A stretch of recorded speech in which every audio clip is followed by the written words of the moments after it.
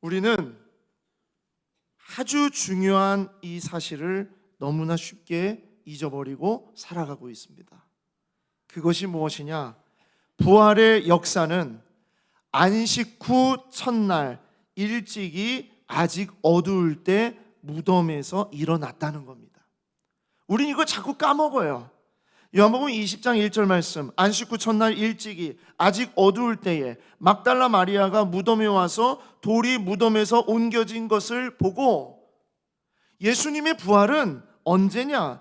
안식 후 첫날 일찍이 아직 어두울 때에 무덤에서 일어난 사건입니다.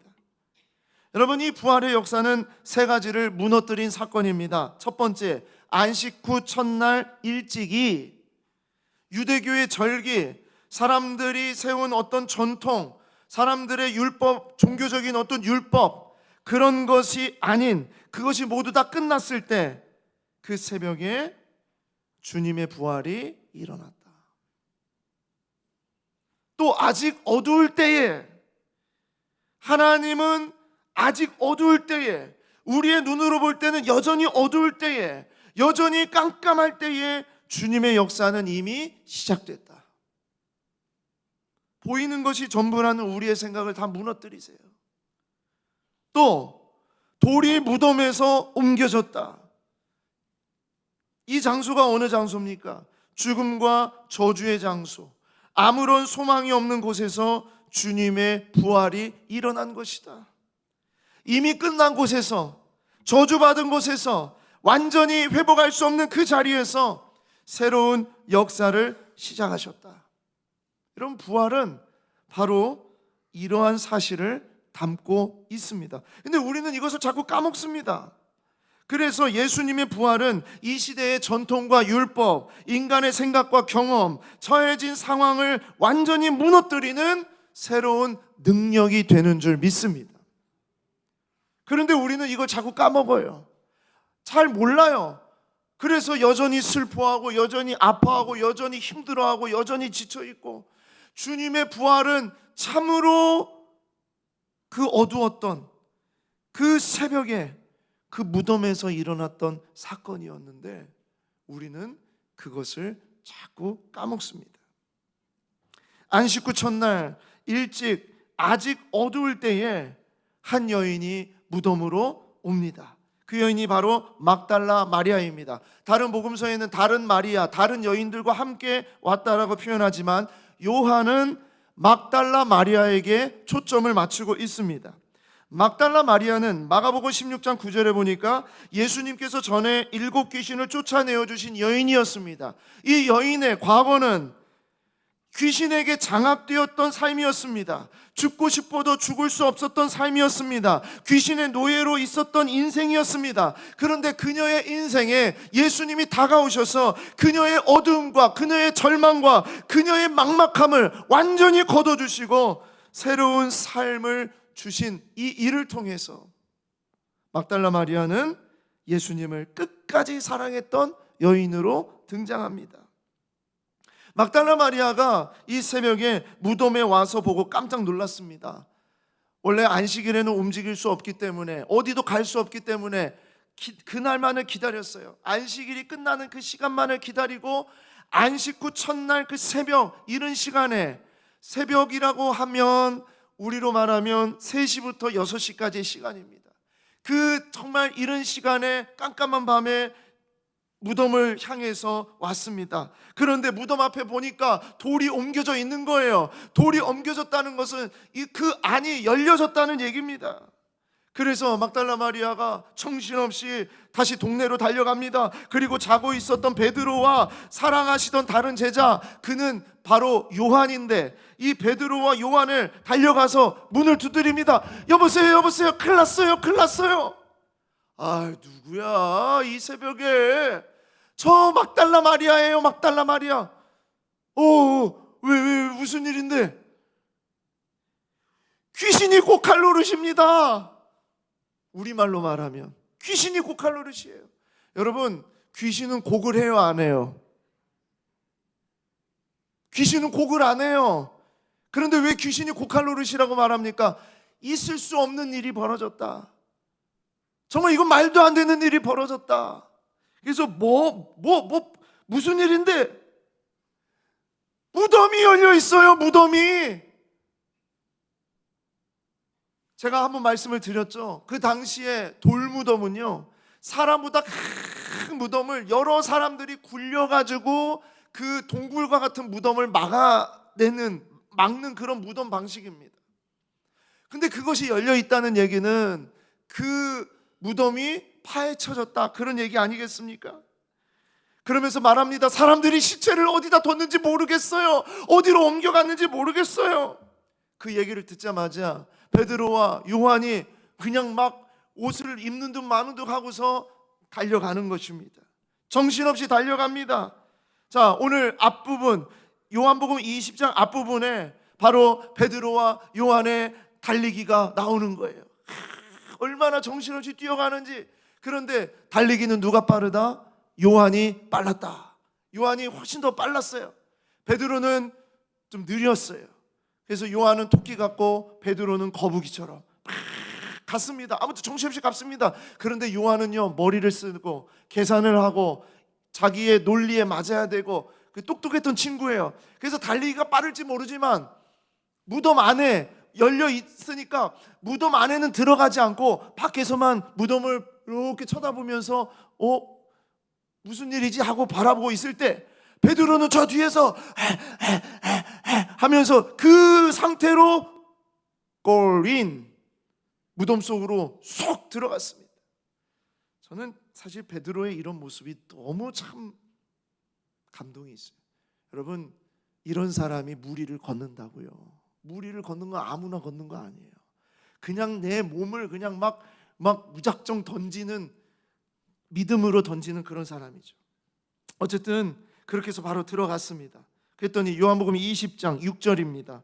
시몬 베드로는 따라와서 무덤에 들어가 보니 세마포가 놓였고 또 머리를 쌌던 수건은 세마포와 함께 놓이지 않고 딴 곳에 쌌던 대로 놓여 있더라. 그러니까 이 쌌던 것에서 몸만 싹 빠져나온 거예요. 이건 말이 안 된다는 얘기입니다. 원래 몸이 빠져나오려면 이거 풀고 나와야 되는데 쌌던 모습 그대로 속이 비었다는 얘기입니다. 그때야 8절 무덤에 먼저 갔던 다른 제자도 들어가 보고 믿더라. 누구예요? 요한. 밖에 있었던 요한. 베드로가 어떻게 하는지를 보고서 그제야 들어가서 보니까 진짜 시체가 없어졌어. 그제서야 믿더라. 귀신이 고칼 노릇입니다. 말도 안 되는 일이 벌어졌습니다. 시체를 훔쳐갔다고 생각을 했습니다. 무덤을 훼손하는 것은 반인류적 행위죠. 지금도 우리나라에 무덤을 판다는 것은요, 엄청난 일입니다. 그런데 시체가 없어졌어요. 그래서 이 제자들은 이 일을 정말 이상하게 여겨서 다시 동네로 들어갔고 다른 제자들에게 이제 전달했겠죠. 그런데 그 자리에 누가 남아서 울고 있었느냐? 막달라 마리아가 남아서 울고 있습니다. 요한복음 20장 11절입니다. 마리아는 무덤 밖에 서서 울고 있더니 울면서 굽으려 무덤 안을 들여다보았다 그랬습니다. 마리아가 왜 울까요? 왜 가슴을 찢고 왜 그렇게 아파하고 있을까요? 이 여인은 이 일을 알지 못했기 때문입니다. 여러분, 이 단어가 중요해요. 알지 못한다라는 이 단어가 중요합니다. 그래서 마리아가 안을 쳐다보니까 흰옷 입은 두 천사가 예수의 시체에 누웠던 곳에 하나는 머리편에 하나는 발편에 앉아 있는데 천사들이 묻습니다. 여자여 어찌하여 우느냐? 그때 대답합니다. 사람들이 내 주님을 옮겨다가 어디에 두었는지 내가 알지 못합니다. 첫 번째 알지 못한다. 뭘 알지 못한다? 사람들이 옮겼다라고 자기는 확신하는데 그 시체가 어디로 가져갔는지 알지 못한다. 알지 못하니까 울고 있는 거예요. 이 말을 하고 뒤로 돌이켜 예수께서 서 계신 것을 보았으나 예수인 줄을 알지 못하더라. 예수님이 뒤에 딱 서 있는데 막달라 마리아는 그분이 예수님인지 알지 못하는 거예요. 두 번째 알지 못한다는 단어가 나오죠. 그리고 예수께서 이르시되 여자여 어찌하여 울며 누구를 찾느냐 하시니 마리아는 그가 동산지기인 줄 알고, 예수님이 아니라 동산지기인 줄 알고 세 번째 모르는 거예요. 그분이 동산지기인 줄 잘못 알았다, 몰랐다, 그 얘기입니다. 주여, 당신이 옮겼거든 어디에 두었는지 내게 이르소서. 그러면 내가 가져가리이다. 여전히 모르고 있기 때문에 지금 자기가 말하고 있는 분이 누구인지 몰랐다는 거예요. 여러분, 모르면 두렵고, 모르면 울고, 모르면 아프고, 모르면 괴로운 거예요. 주님을 모르면, 이 사건이 어떤 사건인지 모르면, 이 일어난 일이 어떤 일인지 모르면 두렵고 슬프고 가슴을 찢고 힘들어하고 지쳐있는 겁니다. 내가 지금 어두운 가운데서, 내가 괴로운 가운데서, 내가 지쳐있는 것, 이 상황만을 바라보고 있으면 울 수밖에 없고 분노할 수밖에 없고 지칠 수밖에 없고 가슴을 찢을 수밖에 없어요. 왜? 모르니까. 알면은 막달라 마리아가 이러지 않았죠. 알면은 제자들이 그러지 않았겠죠. 모르니까. 그래서 마리아의 무지와 오해가 드러나는 거예요. 뭐라고요? 예수님을 동산지기로 보는 겁니다. 가든을 지키는 어떤 사람으로 봅니다. 그러나 16절에 이 마리아의 오해와 무지는 예수님이 그녀의 이름을 불러주셨을 때 완전히 풀려나게 됩니다. 예수님이 부르십니다. 16절, 예수께서 마리아야 하시거늘. 앞에서 예수님이 이미 말씀하셨는데 왜 마리아는 못 알아들었어요? 여인이요 그랬거든요. 그때는 그냥 일반적으로 부르는, 왜 무슨 일 있나요? 거기 무슨 일 있습니까? 그러니까 동산지기인 줄 알았어요. 그런데 이번에는 이름을 말하지도 않았는데, 마리아가 자기의 이름을 말하지도 않았는데 그분이 마리아야, 마리아야 이름을 정확하게 불러주시니까 그제서야 마리아가 돌이켜 히브리 말로 라보니, 선생님, 이것은 자기가 과거에 관계를 맺고 있었던 주님을 불렀던 그 고백으로 고백하는 거예요. 주님, 당신이시군요. 이 장면을 네덜란드의 화가 렘브란트는 1638년도에 그림 하나를 그려서 표현해냅니다. 이 장면을 어떻게, 정말 이 한 장면을, 지금 일어나고 있는 이 장면을 표현해낼까? 렘브란트는 성경을 잘 이해하고 사랑했으며 말씀을 정말 잘 표현한 작가로 유명하죠. 그는 렘브란트는 바로 이 장면을 이렇게 표현을 했어요. 렘브란트는 삶과 죽음, 빛과 어두움을 대조시키면서 자리 한가운데에 예수님, 부활하신 예수님을 딱 놓았습니다. 지금 여인이 동산지기처럼 보이는 한 남자를 바라보고 있죠. 근데 진짜 동산지기처럼 만들었어요. 렘브란트를 그렇게 그렸습니다.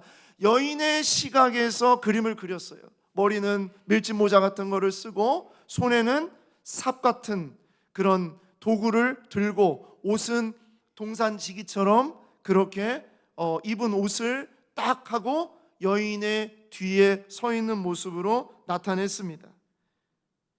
막달라 마리아에게는 동산지기로 보였지만 그 정 가운데 서 계신 그분이 무덤 속은 어두움이요 밖은 예루살렘 성전이 저 멀리 보이면서 그곳은 성전의 주인이 누구이신지를 드러내는 이 명암으로 구별하면서 예수님이 누구인지를 드러내고 있는 것이죠.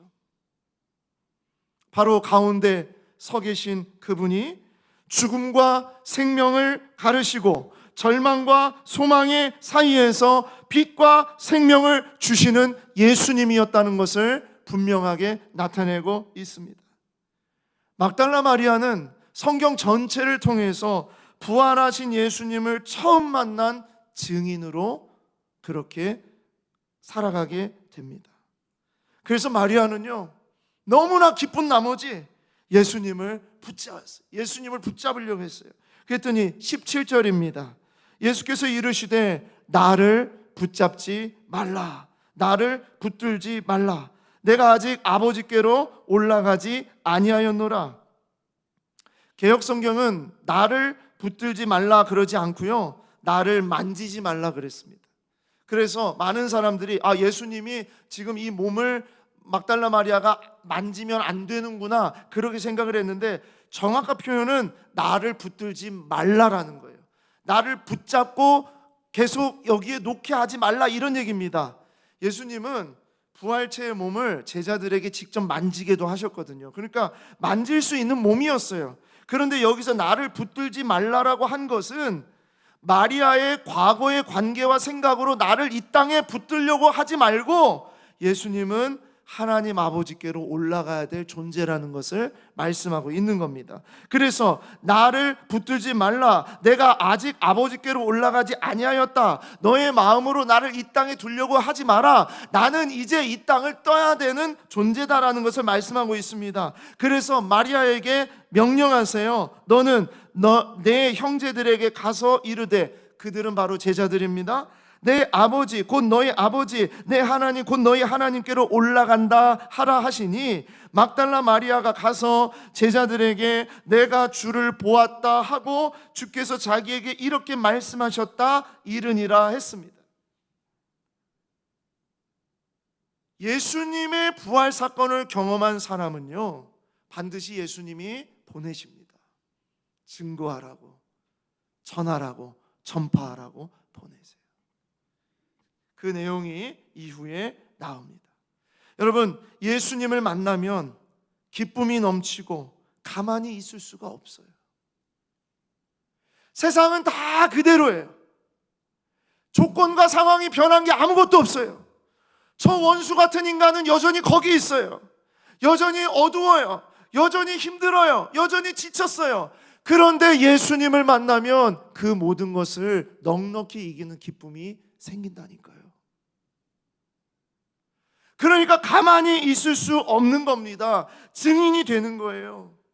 여러분, 요한은 그걸 말하고 있습니다. 무덤 밖에 서서 울고 있었던 여인이 기쁨과 소망이 넘쳐서 주님의 증인으로 바뀐 인생이 되었다는 것을 말하고 있는 거예요. 무엇 때문에요? 예수님의 부활을 보았기 때문에. 근데 여러분, 우리는 그렇게 살아가고 있습니까? 이미 예수님의 부활을 우리가 경험하고 이미 예수님의 부활하심을 찬양하고 매년마다 부활주의를 이렇게 지키면서 우리가 함께 성찬도 하고 맛있는 떡도 먹고 그러면서 늘 하면서 삶에는 여전히 예수님이 무덤 속에 계신 거예요. 그런 우리의 신앙생활이 지금 그렇게 살아가고 있지 않습니까? 막달라 마리아는 완전히 기쁨과 소망이 넘쳐서 증인이 되어서 제자들에게 달려갑니다. 막달라 마리아가 주님을 만난 소식을 제자들에게 전했습니다. 그리고 이 소식을 들은 제자들이 모여들었어요. 분명히 이제 먼저 베드로와 요한이 무덤이 진짜 비었어, 무덤이 열려 있었어, 이 소식을 들었겠죠. 그리고 막달라 마리아가 와가지고 정말이라니까요, 예수님이 살아나셨어요, 예수님이 살아나셨어요 했던 이 말을 제자들이 들었을 겁니다. 그런데 이 제자들이 어떻게 하느냐, 그 말이 사실이야? 진짜일까? 정말 주님이 살아나셨을까? 귀신 본 거 아니야, 귀신? 그런 소문을 어떻게 믿어? 너 저 여자 말 믿어? 지금 세상이 달라지지 않았는데? 로마는 그대로 있고 종교 지도자들은 그대로 있고 성전도 다 그대로 있고 세상은 변한 것이 하나도 없는데 이게 진짜야? 제자들은 의심이 있었고 여전히 제자들은 두려움 가운데서 그들은 함께 모이게 되었습니다.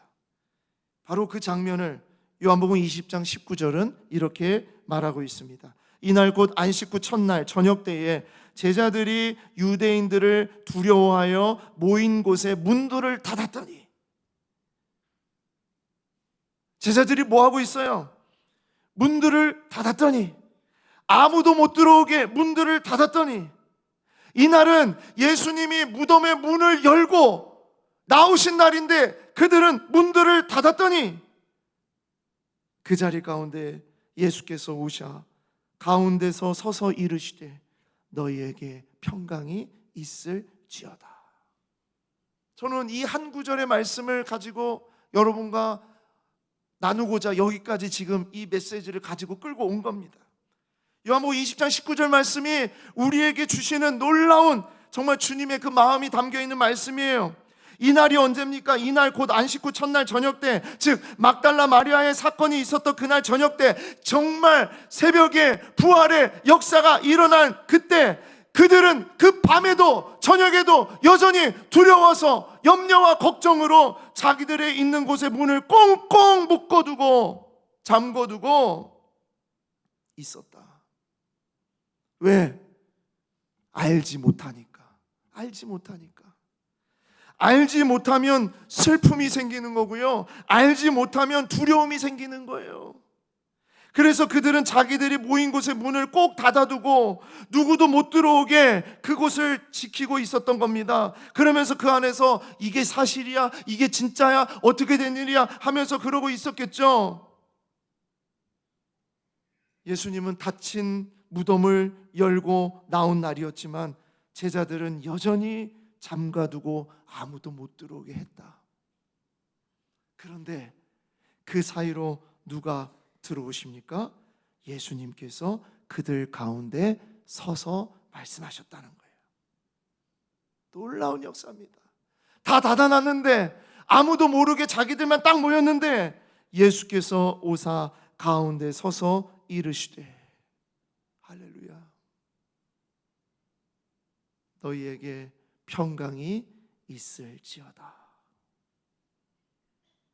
이전까지 제자들은 의심과 염려와 걱정과 두려움과 또 때로는 또 불평과 불만과 짜증과 분노와 그런 것들로 그들의 모든 것들이 주변이 어두운 상황이었다면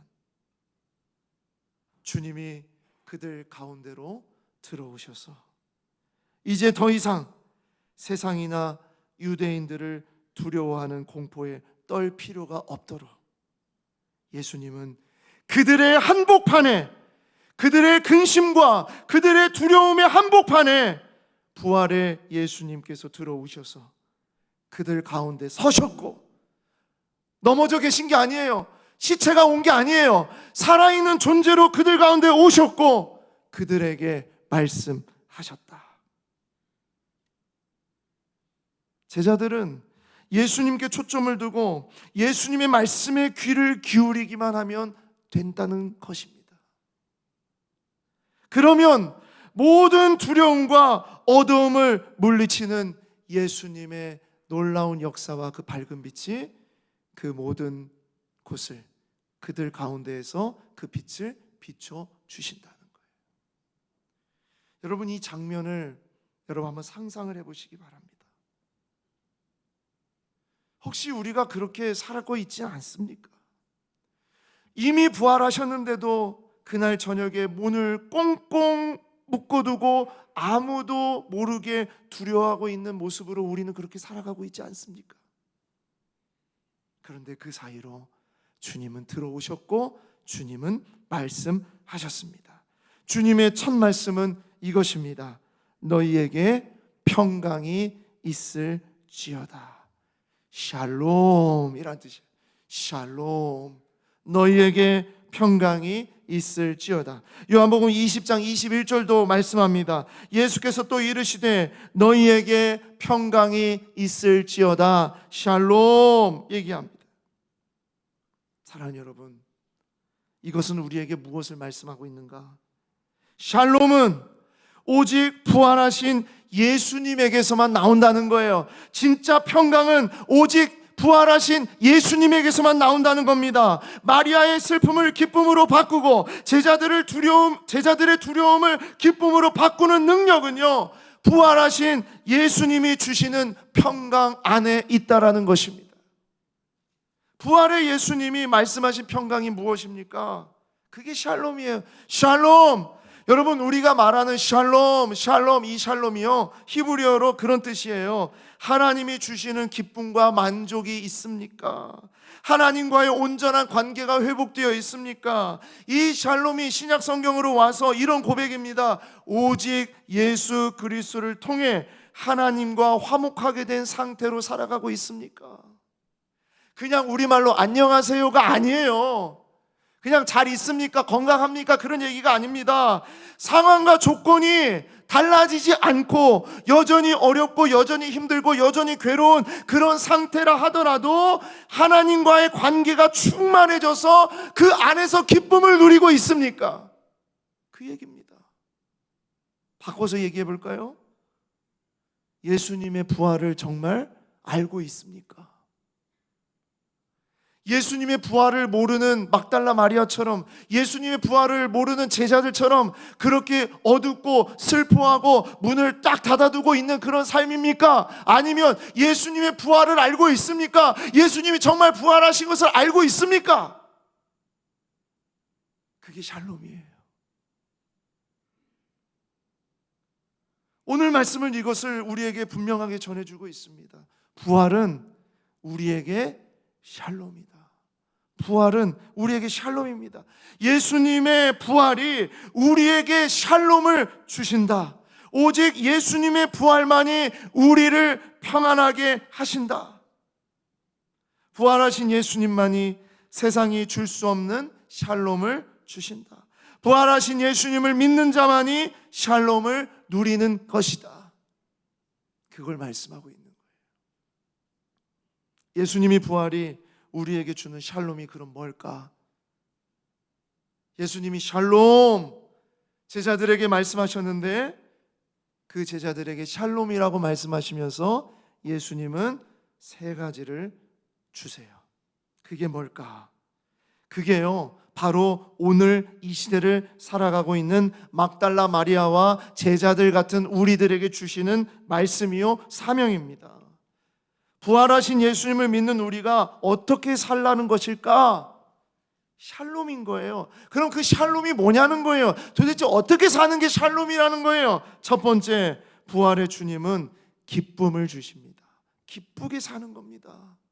진짜 행복하게 사는 거예요. 기쁘게 사는 것입니다. 여모 20장 19절 20절 이날 곧 안식 후 첫날 저녁 때에 제자들이 유대인들을 두려워하여 모인 곳에 문들을 닫았더니 예수께서 오사 가운데 서서 이르시되 너희에게 평강이 있을지어다 하시고 손과 옆구리를 보이시니 제자들이 주를 보고 기뻐하더라. 제자들이 주를 보고 기뻐하더라. 그들에게 기쁨을 주시는 겁니다. 여러분, 우리가 부활하신 주님을 만났을 때 확실한 기쁨을 주시는 거예요. 그냥 추상적으로 그냥 정말 두리뭉실하게 우리가 기뻐하라고 하시는 것이 아닙니다. 정말 우리의 슬픔을 기쁨으로 바꾸시고 우리의 두려움을 기쁨으로 바꿔 주신다는 겁니다. 이것이 오직 부활하신 주님만이 주시는 기쁨입니다. 그 기쁨을 누구에게 먼저 주세요? 제자들에게, 우리들에게 먼저 주세요. 우리가 먼저 그 샬롬을 누리는 거예요. 하나님의 역사는 주님을 기쁨으로 반응하는 자들에게 먼저 일어납니다. 그래서 그들을 통해서 세상에 그 하나님의 역사가 전달되도록 하시는 거예요. 주님은 제자들에게 기쁨을 주셨어요. 기쁨으로 반응하게 하셨어요. 제일 먼저 행복하게 살게 하시는 거예요. 여러분, 이것이 주님의 샬롬입니다. 교회에서 희생하라고, 봉사하라고, 헌신하라고, 여러분, 우리가요 하기 싫은데 하는 것, 하고 싶지 않은데 억지로 하는 것, 여러분, 교회의 봉사는 그런 게 되어서는 안 돼요. 그냥 희생, 무작정 헌신 없습니다. 우리의 모든 것은요 부활하신 예수님을 믿음으로 말미암는 헌신이요, 부활하신 예수님을 만남으로 희생하는 봉사입니다. 그렇게 우리가 살아가는 거예요. 내가 기쁨이 없으면 반드시 예수님의 샬롬을 다시 점검해 보셔야 돼요. 예수님의 샬롬은 예수님의 부활하심, 바로 거기에 있는데, 정말 내가 예수님의 부활을 내가 제대로 정말 의지하고 믿고 있는가? 그 부활 사건이 내 삶에 일어난 실제적인 사건인가? 여러분, 그것을 반드시 점검하셔야 됩니다. 두 번째로,